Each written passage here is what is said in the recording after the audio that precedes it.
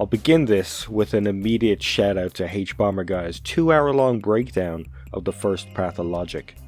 Without him, I never would have known, never would have learned. If you come out of this review interested but don't want to play the game, maybe his breakdown will both sate your need or, like me, make you want to play all of it despite how much was spoiled. Pathologic 2, developed by Icepick Lodge, is itself a remake of part of the first game, which I've played a chunk of. Let me tell you, I'm kinda disappointed they just remade the same game with a few differences, when they could have made a great new idea after already proving themselves. The first Pathologic may be missing a handful of quality of life improvements from the second game, but what I played didn't seem weaker by any stretch. Otherwise, the circumstances of Pathologic 2 leaving Game Pass, and also being much shorter, led me to finishing it first, despite owning it on both PC and PS4 anyway. Maybe the distinct advantage of watching that 2-hour video and knowing how the game works and progresses kept me hustling through this, but it sure didn't prepare me for how unsettled I would be. Pathologic 2 is a game where I second guess myself so much I reload earlier saves only to make the same mistakes in a different order. Whew. Okay. I wrote the intro to this while I was about 3 or 4 days in, and let me tell you, I was not prepared for the emotional turmoil. Before I get into that, this game is hard, notoriously so. It famously tells you on the difficulty selection they graciously added in that the game is supposed to be almost unbearable. I started on the intended difficulty, but I was also playing it in the run up to it leaving Game Pass and had to bump down the difficulty to save time. It remained hard, but the survival mechanics of hunger, exhaustion, thirst and immunity were a lot more manageable. I swear they moved faster in later days though. There's also combat, which is clumsy and awkward and really hard to fight back against if your assailant has a knife. If you try to run away, as I often did, you better pray they don't catch up, because hitting you will spin you around to face them, and escaping at that point becomes so much harder. There was a stage where I believed the thing that made this game so hard was mustering the will to carry on and try to save this town. But it turns out, once you get over that hump, you can't leave. I couldn't stop playing. My previous review, Disco Elysium, was set back a few days because I was using all my time to play Pathologic. Speaking of time, the how long to beat on this was way off. The amount of time you lose redoing sections due to death, crashes, or just plain paranoia is insane. And it crashed a lot. I played it a bit on PC and PS4, but the finished playthrough was on Xbox Series S. Maybe it was the console itself struggling because I've had issues with a few games now, but performance on the PS4 wasn't much better. I didn't grudge those crashes though, despite how often they happened.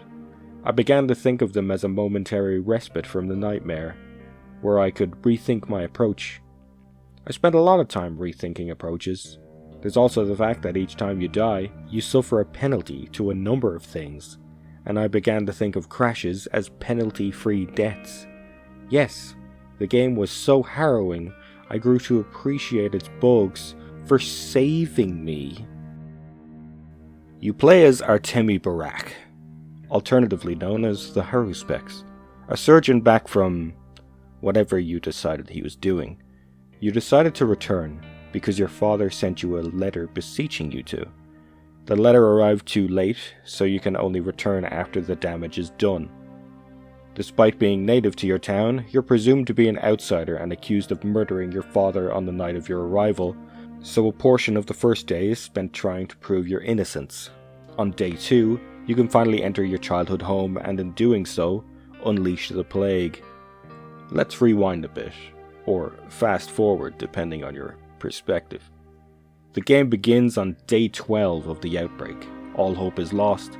People are being burned alive and shot in the streets, and you need to head to the cathedral to convince the Inquisitor and General Flock not to destroy the town. 12 days was just not enough to solve the crisis, and now you have to do it in 10. So, Once the outbreak starts, things start getting rough. On the first day you got a taste of how the quests work and how strained to time they tend to be. Every quest you receive that day needs to be finished on that day. The game implies that you don't have to worry too much during future acts, but it's incredibly rare for a quest to not need doing the same day.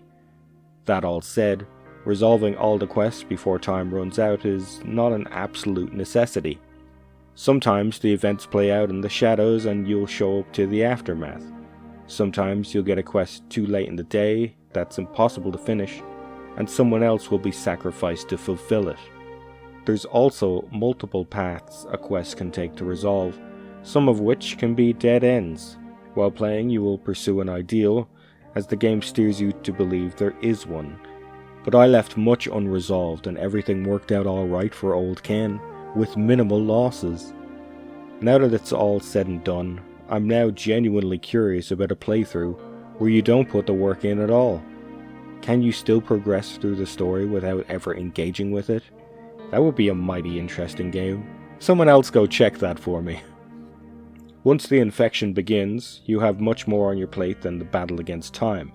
You now have to struggle through infected districts, boost the immunity of the named NPCs so they don't get infected, and if they do, administer antibiotics or cure them if you figure that out.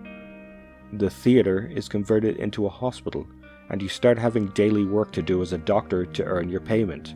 In relation to that, you're given a meter to measure how much good you've done, and if you've maxed it out, the reward awaiting you at midnight will be rather generous. You need clothes to stave off infection, the most important part of which being a mask, and a combat system because the townsfolk adopt mob mentality, conspiracy theories, and criminals rove around at nighttime. Bloody tiring, and yeah, probably even more so playing at the tail end of a pandemic year. One of the most interesting aspects of these games is when you hit midnight, you're given a death tally and notified of all the things you missed and whether named NPCs were infected or died. But first, you're told a new pantomime is being rehearsed in the theater. Yes, at midnight every night, you can go watch a play that is dripping in foreshadowing, introduces new characters, and instills an ever-present sense of impending dread. Coupled with the rehearsals are the dreams. When you sleep during set periods, you will experience these dreams.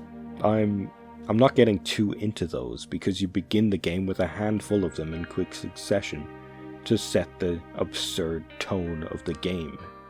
Ladies and gentlemen, please welcome the Outbreak. The theater is officially disbanded. I avoided talking about the writing in Disco Elysium because I have no idea how to actually address it beyond just reading it out. I'm not some literature geek. I make comics full of 4-word sentences. But Pathologic, I do have something to say about, however small a commentary it may be. That is, have you ever read a book that the prose style affected your speech pattern for days afterwards? What? Only me? Well, that's how I feel about the writing of Pathologic. It's cryptic and often feels like you begin partway through a conversation. Your own responses can be as equally baffling and difficult to interpret. The only signifier that you're about to end the conversation is this little piece of, let's call it a perspective on punctuation. Often, different answers lead to the same result in a bizarre duel of riddles, and I am 100% here for it. But maybe, thanks to Pathologic 2, when I go back to the first game, I'll probably understand it. Pathologic, as well as Pathologic 2, fall into a category of game I now strive to pursue, as generally I consistently consider games of this type masterpieces. That is, a type of story-heavy game that I believe can only exist and convey that story as a video game, utilizing game mechanics to amplify the storytelling, as it were. I'm talking about games where the story is always present, like the Nier games, intended to be finished multiple times to peel back its layers. Nier Automata famously had its own sequel built into the third playthrough. Or the Zero Escape series, also the Somnium Files, where you can't progress through certain playthroughs until you have information from another. Or the Outer Wilds, that I refuse to say anything about because it needs to be played, and I'm going to do a spoiler-filled review for anyway.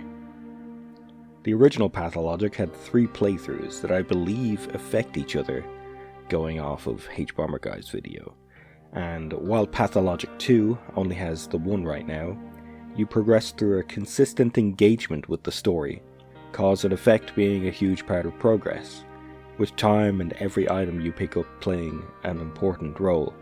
No mechanic is left behind as you wade your way through this hell, trying to save as many people from the plague as you can, and I just can't see it being remotely as effective or interesting in any other format. As the game itself put it, something will be irretrievably lost. With this, I hope I could convince you that despite its faults, Pathologic 2 is a worthwhile experience. I'd be hesitant to call Pathologic a horror game. The developers themselves call it a story-driven survival adventure, yet I'm still reviewing it under the Seeking Terror heading. Honestly, a great horror explores human problems with fierce allegories. It's a game about familial bonds and the ties that bind. It's about a doctor and his inability to help everyone. It's about the fear of outsiders, or the fear of insiders when all you need is a rumor to spread well enough around the town. It feels like as many victims were taken by lynchings as the plague itself, and the children in their own little worlds display nihilistic tendencies and disregard for human life. In it, I see reflected a part of our own lives in 2020.